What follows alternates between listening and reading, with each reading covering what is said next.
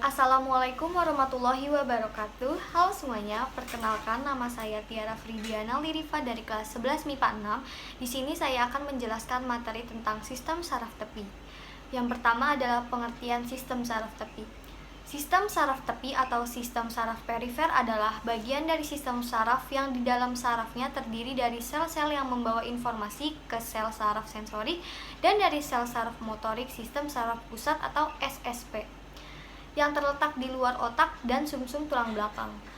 Sel-sel sistem saraf sensorik mengirimkan informasi ke sistem saraf pusat dari organ-organ internal atau dari rangsang eksternal. Sel-sel sistem saraf motorik tersebut membawa informasi dari SSP ke organ, otot, dan kelenjar.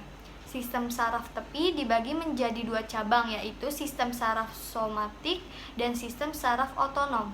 Sistem saraf somatik terutama merupakan sistem motorik yang semua sistem saraf ke otot, sedangkan sistem otonom merupakan sistem saraf yang mewakili persarafan motorik dari otot polos, otot jantung, dan sel-sel kelenjar. Sistem otonom ini terdiri dari dua komponen fisiologis dan anatomis yang berbeda yang saling bertentangan, yaitu sistem simpatik dan parasimpatik. Selanjutnya yaitu pengertian sistem saraf sensorik. Saraf sensorik merupakan serat-serat yang menghubungkan organ-organ tubuh dengan sistem saraf pusat, yakni otak dan sumsum tulang belakang, dan antar bagian sistem saraf dengan yang lainnya. Saraf membawa impuls dari dan ke otak atau pusat saraf. Neuron kadang disebut sebagai sel-sel darah. Walaupun istilah ini sebenarnya kurang tepat karena banyak sekali neuron yang tidak membentuk saraf.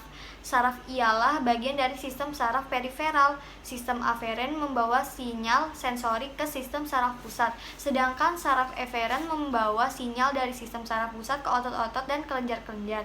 Sinyal tersebut seringkali disebut dengan impuls saraf atau disebut dengan potensial akson. Sensorik atau reseptor adalah sel atau organ yang berfungsi menerima rangsang atau stimulus dengan alat ini. Sistem saraf mendeteksi perubahan berbagai bentuk energi di lingkungan dalam dan luar. Setiap reseptor sensoris mempunyai kemampuan mendeteksi stimulus, mentransduksi energi fisik dan ke dalam sinyal impuls atau saraf. Letak sensorik atau reseptor. Eksteroseptor atau perasaan tubuh, permukaan atau kulit seperti sensasi nyeri, suhu, dan raba. Proprioseptor atau perasaan tubuh dalam seperti pada otot, sendi, dan tendo. Interoseptor adalah perasaan tubuh pada alat-alat viscera atau alat-alat dalam seperti jantung, lambung, usus, dan lain-lainnya. Tipe atau jenis stimulus sensorik atau reseptor. Yang pertama adalah mekanoreseptor. Kelompok reseptor sensorik untuk mendeteksi perubahan tekanan, memonitor tegangan pada pembuluh darah, mendeteksi raba-raba atau sentuhan. Letaknya di kulit, otot rangka, persediaan DNA organ visceral. Contoh reseptornya yaitu korpus Meissner untuk rasa raba ringan, korpus Merkel dan badan Pacini untuk sentuhan kasar dan tekanan. Yang kedua ada termoreseptor. Reseptor sensoris untuk mendeteksi perubahan suhu. Contohnya bulbus Krause untuk suhu dingin dan akhiran Ruffini untuk suhu panas. Nociceptor. Reseptor sensorik untuk mendeteksi rasa nyeri dan merespon tekanan yang dihasilkan oleh adanya kerusakan jaringan akibat trauma fisik atau kimia. Contohnya reseptornya berupa akhiran saraf bebas untuk rasa nyeri dan corpusculum Golgi untuk tekanan. Yang selanjutnya ada chemoreseptor. Reseptor sensorik untuk mendeteksi rangsang kimia seperti bau-bauan yang diterima sel reseptor olfaktorius dalam hidung, rasa makanan yang diterima oleh sel reseptor pengecap di lidah, reseptor kimiawi dalam pembuluh darah untuk mendeteksi oksigen, osmoreseptor untuk mendeteksi perubahan osmolitas cairan darah, dan glucoreseptor di hipotalamus mendeteksi perubahan kadar gula darah. Selanjutnya ada fotoreseptor. Reseptor sensorik untuk mendeteksi perubahan cahaya dan dilakukan oleh sel fotoreseptor atau batang dan kerucut di retina mata. Fungsi saraf sensorik. Saraf sensorik mempunyai fungsi untuk membawa sinyal dari organ yang merespons sebuah rangsangan ke sumsum tulang belakang dan otak yang informasi yang bergerak dari satu titik ke titik yang lainnya yang disampaikan melalui sistem saraf pusat. Sel-sel saraf yang membentuk saraf sensorik umumnya dikenal sebagai neuron sensorik. Inilah neuron tertentu yang merupakan salah satu dari 3 jenis neuron yang ditemukan dalam tubuh. Yang kedua neuron lain yang dikenal sebagai neuron relay atau intermediate dan neuron motorik. Selanjutnya adalah pengertian tentang saraf motorik. Saraf motorik atau efferent adalah saraf yang menerima perintah dari otak dan sumsum tulang belakang serta mengantarkan perintah tersebut ke organ tubuh manusia lainnya. Saraf motorik ini dibedakan lagi menjadi saraf somatik dan saraf otonom. Yang pertama adalah saraf somatik. Saraf somatik bekerja secara sadar seperti ketika kamu menggerakkan tangan untuk menyedokkan makanan atau mengambil tisu untuk mengelap keringat.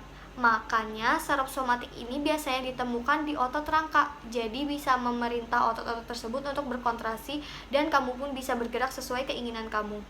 Yang selanjutnya adalah pengertian dari saraf otonom. Sebaliknya, saraf otonom bekerja secara tidak sadar. Saraf inilah yang mengontrol kontraksi paru-paru kamu agar tetap bernafas setiap saat. Saraf otonom juga bertugas mengontrol sistem pencernaan kamu agar dapat mengolah makanan yang masuk. Maka dari itu, saraf otonom ini banyak ditemukan pada otot polos seperti pada organ pencernaan, otot jantung, dan kelenjar.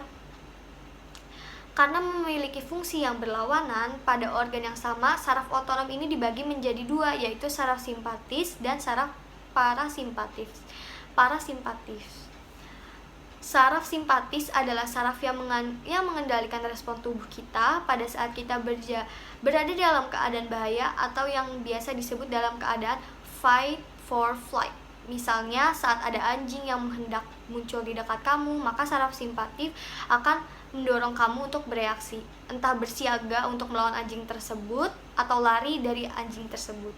Yang selanjutnya adalah pengertian dari saraf parasimpatis. Sementara saraf parasimpatis adalah saraf yang berfungsi untuk mengendalikan organ-organ tubuh manusia saat dalam fase istirahat. Karena fungsi saraf simpatis dan parasimpatis ini berbeda, lokasi pangkal sarafnya juga berbeda. Saraf simpatis berpangkal di sumsum tulang belakang atau medula spinalis di daerah dada samping pinggang, sementara saraf parasimpatis berpangkal di medula oblongata yang lebih dekat dengan otak. Nah, itu dia teman-teman sedikit penjelasan tentang sistem saraf. Kurang lebihnya mohon maaf. Wassalamualaikum warahmatullahi wabarakatuh. Terima kasih.